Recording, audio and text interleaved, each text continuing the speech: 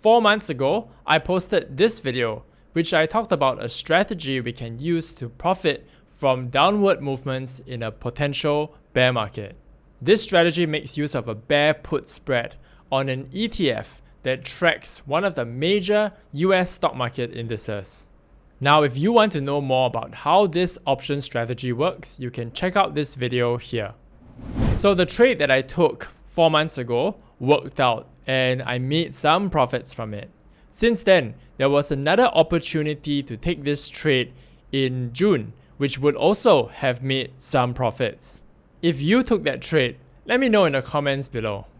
Alright, so on Tuesday, July 26th, I saw the same setup coming into play once again.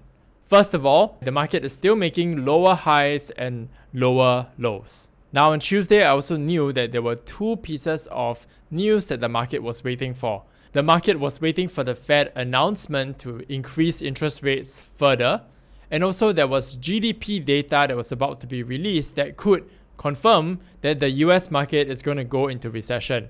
So going in, I anticipated there was going to be some volatility in the market.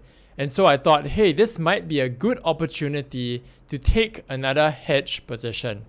So on Tuesday, July 26, I entered into a bear put spread position on options using the SPY ETF. Now this is one of the major ETFs that tracks the S&P 500 US market stock index. For this position, I bought the put option with a strike price of $390 and I sold the put option with a strike price of $370.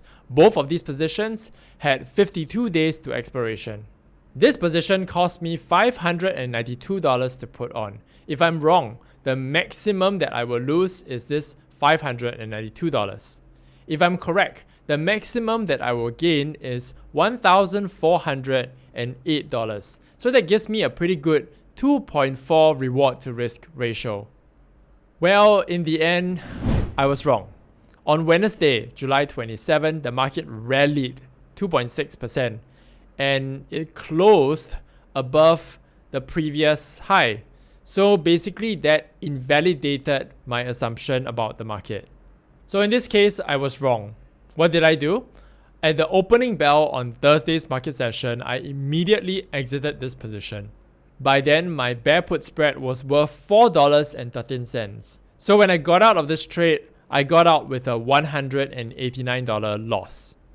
Now here's the thing, I could actually have left the position on if I wanted to, because I have already kept my maximum loss at $592. So basically I can't lose more than $592. And also the option contract still had 50 days to go. Anything can happen in 50 days, right? In 50 days the market could turn. I could have been right about my initial assumption. I could have made the maximum profit from this trade. But here's the thing, isn't it? At the same time, nobody knows what the market is going to do. The market can also keep increasing from here, and that would basically mean that the maximum loss of 592 is pretty much a guaranteed loss. So once my trade setup was invalidated on Wednesday when the market closed above the previous high, I would rather take the smaller loss, wait for another potential setup to happen, and live to trade another day. So this is an important discipline that I think we should have when trading and investing. And that is we cut our losses and we cut them early. I think it's important to remember that the market does not run on hopes and dreams. And so neither should our trading, neither should our investing. Alright, so that's it for today's video. Hope it was helpful for you. Hope you've learned something today. And if that's the case, do like, comment, subscribe, and I'll see you in the next one.